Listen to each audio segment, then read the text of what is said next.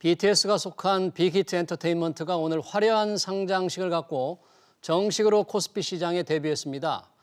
최근 일부 공모주들이 상장 직후 약세를 보이고 있어서 빅히트 상장 후 주가 향방에 대해서도 기대와 걱정이 교차하고 있는데요.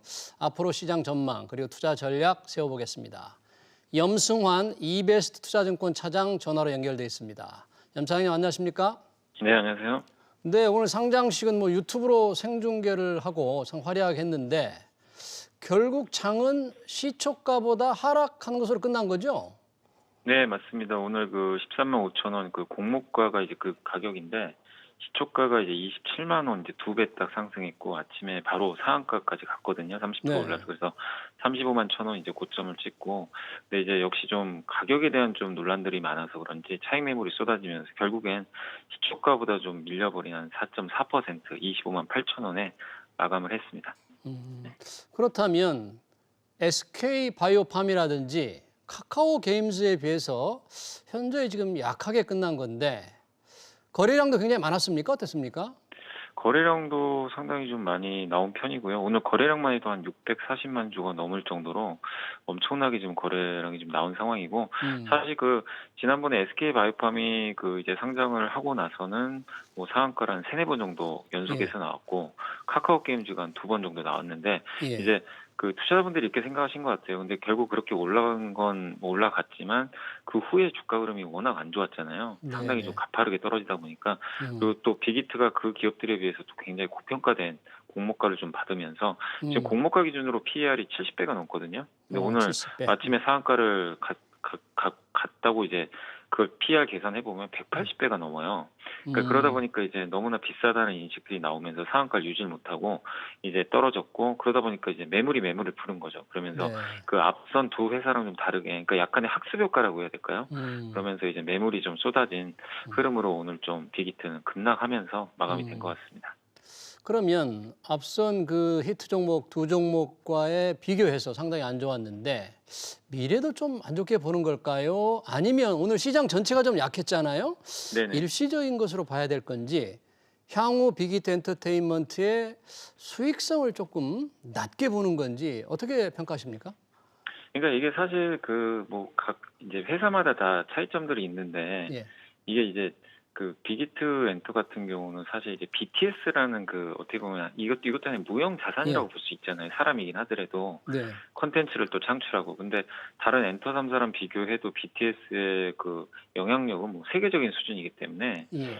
일각에선 이거 가지고 가치 평가할 수가 없다. 그런 얘기들 좀 나오는데 오늘 그러니까 최근에 나왔던 보고서 보면 가장 높게 제시한 데가 38만 원까지 제시했거든요. 네. 그러니까 굉장히 좀 높게도 좀 보고 있는데 또 정성적으로 그냥 숫자만 보면 20만 원대 초반 정도를 목표가로 제시한 보고서도 여러 군데가 있어요. 그러니까 이게 투자자분들의 차장님은 어느 쪽에 비중을 두고 계세요?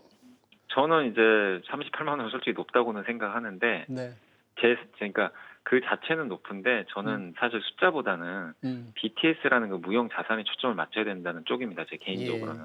이걸 그러니까 숫자로 표현할 수는 없는 거잖아요. 이걸로 향해서 창출되는 얼마 전에 방방 콘서트라고 이제 BTS가 온라인 콘서트를 했는데 그렇죠. 보통 이게 오프라인 콘서트 하면 우리가 보통 한 10만 원 내고 한 3만 명이 들어가잖아요, 한 번에. 예. 근데 거기에 이제 저 기사를 보니까 단가가 한 5만 원 정도 하더라고요. 물론 네. 절반 정도인데 예. 거기에 참여했던 그러니까 그걸 생중계로 봤던 사람이 무려 90만 명이 넘었다고 그러더라고요. 네. 그러니까 한 번 콘서트로 500억을 벌었는데 네. 이게 앞으로도 계속 이어질 수 있다는 거죠. 그러니까 이 BTS만 놓고 봤을 때는 워낙 팬덤이 강하기 때문에 우리가 가치 평가하기는 어렵지만 근데 아무리 그렇다고 해도 사실 또 주식시장이라는 거 숫자로 평가를 안 할 수는 없는 거니까. 그럼요.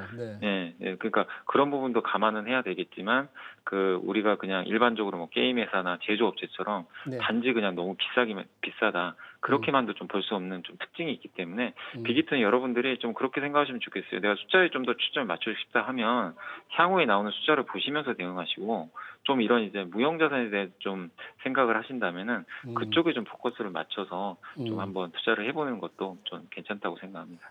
투자자들을 위해서 지금 기관 투자가들의 경우에 보호 예수 물량이 있지 않습니까? 네네. 이게 좀 풀리는 게 어느 정도 좀 이 경우가 좀 앞으로 많이 나올 가능성이 있지 않나요? 어떻습니까? 예, 일단은 근데 지금 당장은 나오진 않고요. 왜냐하면 네. 지금 의무 합약이라 그러잖아요. 예. 의무적으로 이제 그 설정해 놓은 물량이 그 빅히트 같은 경우는 지금 78% 정도 되거든요. 음. 그렇게 보면은 예전에 그 카카오 게임즈가 58% 정도였었고 예. SK 바이오팜이 81%예요. 그러니까 카카오 게임즈는 좀 적었지만 이 음. 빅히트 엔터는 78%니까 거의 한 그 대부분의 물량을 기관 투자가 당장 안 팔겠다고 지금 확약을 한 거거든요. 그렇게 네. 보면 당장 물량이 많이는 안 나올 텐데 문제는 1개월 후 있잖아요. 지금 화면에도 1개월 나오고 후에는 있는데 예, 1개월 도에서 후에 나올 팔리는 물량이 30%가 넘네요. 네, 30% 네. 넘습니다. 네. 그리고 3개월 후에는 17%, 6개월에 예. 24%니까 1개월이 제일 많잖아요. 그러니까 예예. 한 달 후에는 좀 매물이 나올 수 있으니까 음. 혹시라도 투자하시는 분들은 그 한 음. 달 후에 물량 나오는 건 좀 체크를 네. 하셔가지고 대응하셔야 됩니다. 왜냐하면 얼마 전에 카카오 게임즈도 한번 크게 급락을 했잖아요. 예. 그러니까 그런 부분 염두에 두시면 좋겠습니다. 또 하나 관심사가 오늘 엔터테인먼트 주가들이 한때 8~9%까지 정말 거의 뭐 폭락을 하다시피 했는데 마감은 5 내지 6% 정도로 한 것 같아요, 마이너스. 왜 네. 이렇게 약세를 보였습니까? 일단은 사실 이 기업들이 그 빅히트 상장 전에 예. 관련주로 묶여서 한번 급등을 했었어요, 같이. 음. 그랬다가 최근에 이제 뭐 엔터주만 그런 게 아니라 오늘 보시면 그 관련주 중에 대표 기업인 넷마블이나 DPC 같은 기업들도 있거든요, 예. 대표적으로. 그 기업들도 같이 다 폭락을 했습니다. 그러니까 음. 엔터만 그런 게 아니라 이 빅히트랑 연관돼 있는 기업들 있잖아요. 예. 전체 섹터가 그냥 다 같이 빠졌다 이렇게 보시면 되겠고. 근데 저는 실망 매물이 좀 개인적으로 많이 나왔네요. 예, 그러니까 이제 어떻게 보면 또 주인공이 오늘 또 이제 화려하게 등장을 하다 보니까 예. 조연들은 이제 물러나는 거죠. 그런 쪽 아. 관점으로 보시면 되겠고, 네. 다만 엔터주는 그래도 지금 빅히트가 지금 시총이 8조인데 예. 엔터 3사 시총 합쳐봐야 지금 2.5조밖에 안 되는 걸로 알고 있거든요. 예. 너무 괴리도가 크잖아요. 아무리 그래도 예. 빅히트가 뭐 좋다고 하더라도 음.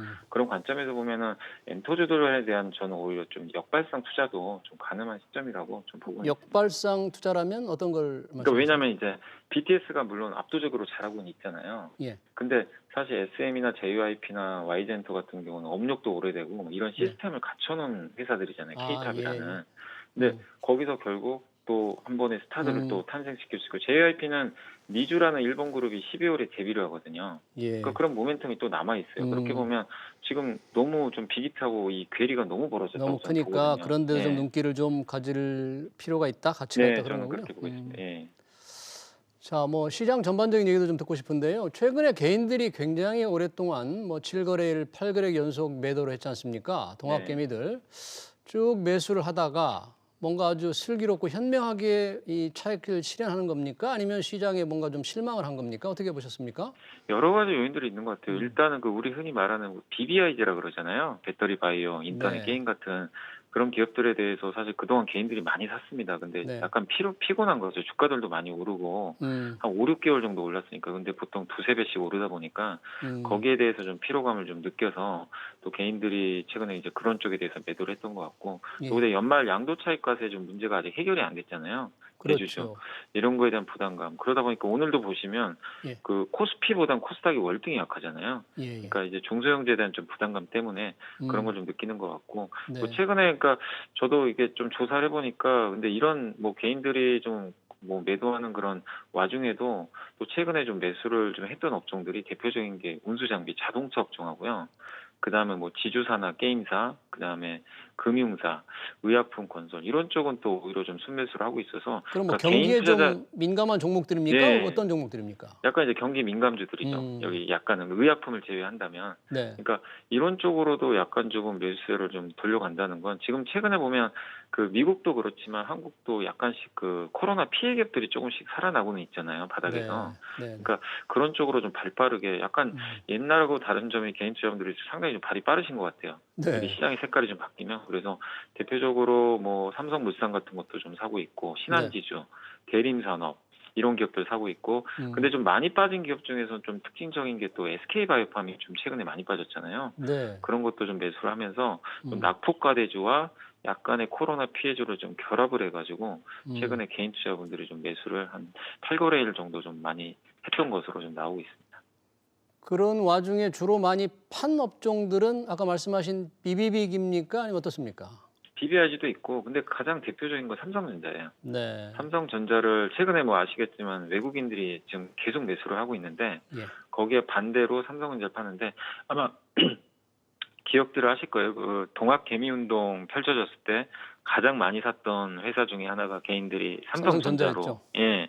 근데 그때가 단가가 제가 알기로는 48,000원, 7,000원 할 때였거든요. 네. 근데 그분들이 지금 파는 건지 제가 확인할 방법은 없지만 꾸준히 샀었는데 네. 지금 최근에 한 1, 2주 정도는 그 6만 원 근접해서는 개인 투자분들이 가장 많이 지금 던지고 있어요. 그러니까 네. 그 중에 일부가 또 수익 실험 물량인 것 같은데 이게 뭐 잘한다 잘못했다를 떠나서 네. 역시 그 어쨌든 수익 나는 물량을 좀 고점권에서 좀 매도를 하는 것 같고 네. 두 번째가 좀 많이 좀 매도를 하고 있는 종목 중에 하나가 그 SO일 정유주 있잖아요. 네. 정유주 SO일을 좀 팔고 있는데 음. 워낙 많이 빠지기도 했지만 SO일 같은 경우는 좀 미래가 좀 약간 답답하잖아요. 왜냐하면 이제 석유 사업이라는 것 자체가 얼마 전에 영국의 그 전 세계 2등 그 정유회사 BP도 네. 그 석유 시대는 끝났다고 공언을 한 것처럼 네. 정유회사들에 대한 이제 미래 가치가 좀 불확실해졌잖아요. 예. 그러니까 그런 거에 대해서 좀 개인 투자자들 약간 우려감을 나타내면서 SO일을 이제 좀 매도를 했다는 게 약간 좀 특징적인 부분이 있는 것 같습니다. 네.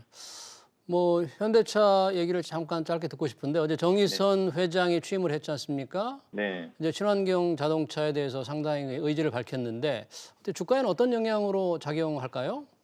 일단 이제 친환경하고 이제 정의선 부회장이 근데 이런 얘기를 했던 게 회장으로 이제 취임을 하면서 더욱더 강하게 이제 드라이브를 걸겠지만 이걸 모르는 분들은 없잖아요. 예. 정의선인 그 회장이 부회장일 때부터 2년 전부터 했던 일이고 최근에 또 그런 거 관련해서 주가가 이미 또 올라왔잖아요. 수소차, 전기차 때문에 예. 현대, 기아차가 그래서 미리 좀 주가가 올라갔기 때문에 이게 주가가 좀 바닥권에 있었으면 사실 영향을 줬을 텐데 네. 주가 측면으로 보면은 오히려 안 좋게 작용한 거죠. 뭐냐면은 예. 정의선 회장이 이제 아예 그 회장으로 취임했으니까 약간 좀 팔고 싶은 심리가 생긴 것 같아요. 수익도 많이 났겠다. 네. 더 좋을 게 뭐가 있냐. 그래서 오히려 주가에는 조금 단기적으로는 좀 부담으로 작용하지 않았나 싶습니다. 네. 뭐 현대차 못지않게 지금 LG화학도 관심인데 이제 배터리 사업을 분할을 하는 것이고 또 있고 또 배터리 사고도 있고 그러는데 오늘은 주가 굉장히 강세를 보였던 것 같아요. 네, 오늘은 사실 그 어제 미국에서 테슬라하고 또 중국의 니오라는 그 전기차 회사가 있거든요. 네. 그 기업들이 이제 주가가 엄청나게 올랐어요. 좀 많이 올랐대. 니오만 해도 한 22%가 올랐더라고요. 하루 네. 만에. 그러니까 이게 무슨 얘기냐면 결국 중국의 전기차 시장마저도 지금 점프를 하고 있다는 거예요. 네. 그러니까 한마디로 LG화학에 대한 논란은 되게 많잖아요. 주주분들의 예. 뭐 물적 분할 이슈라든가 예. 어제 또 배당 결정을 했는데 배당도 제가 여러 뭐 이렇게 뭐 상담도 해보고 여기저기 네. 뭐 게시판도 들어보니까 주주분들 반응은 되게 안 좋긴 하더라고요. 안 그러니까 좋아요. 주당 10,000원 이상을 배당을 하겠다고 그랬잖아요. 네. 근데 이제 반응들은 어떤 반응이냐면은 예. 물론 10,000원 주는 거에 나쁜 건 아니겠죠, 당연히. 네. 근데 이제 그걸 떠나서 지금 최근에 주가가 어쨌든 많이 빠져 있잖아요. 네. 고점 대비해서 빠져 있는 데다가 10,000원이면 지금 배당 수익률 시가 기준으로는 1.5% 정도거든요. 2%가 안 되는 거죠? 네, 안 돼요. 그러니까 우리가 고배당주라고 볼 수 있는 최소 3%도 좀 보장이 안 되는 상황이서 이제 10,000원 준다고 이제 뭐 이게 달라지는 게 아니다. 주주 그리고 또 달래기가 우려가 좀 안 될 것 같다. 네. 그리고 핵심은 배당이 아니라 이 주주분들이 원하는 건 인적 분할이거든요, 사실은. 네. 나는 배터리 주주가 되고 싶은데 이제 그걸 약간 비껴갔다는 거죠. 음. 거기다가 주당 1만 원을 배당을 하려면 계산을 해보니까 7천억이 들어가요, 자금이. 그러면 아시겠지만 LG화학은 1년에 2, 3조를 배터리에 투자하는 회사인데 예. 돈이 부족합니다. 차입금이 많아요. 이 네. 재원은 어디서 또 마련할 건지 그렇군요. 약간 이제 그런 부분이 있는 것 같아요. 그래서 네.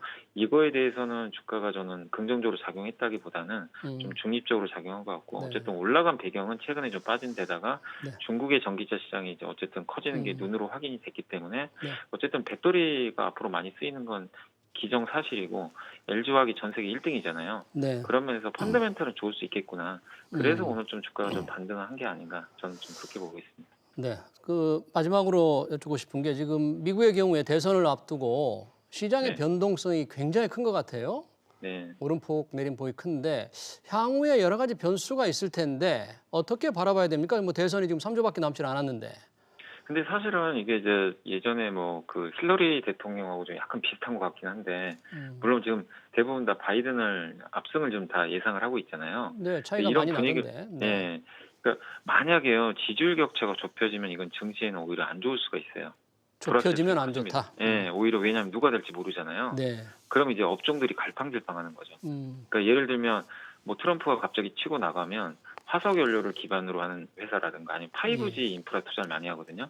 그쪽이 갑자기 갈 수가 있고 신재생 에너지가 무너져 버릴 수도 있는 거죠. 예. 근데 지금은 아직은 그런 현상이 안 나오고 바이든이 월등히 좀 앞서가고 있기 때문에 이 구도가 만약에 계속 이어지게 되면은 미국 증시는 그렇게 저는 크게 하락할 것으로 보이지는 않습니다. 네. 왜냐하면 바이든이 되는 게 만약 기정사실화되면 섹터에 대해서 투자하기도 편하고 그리고 지금 가장 문제가 되는 게 민주공화당이 지금 합의가 안 됐잖아요, 부양책.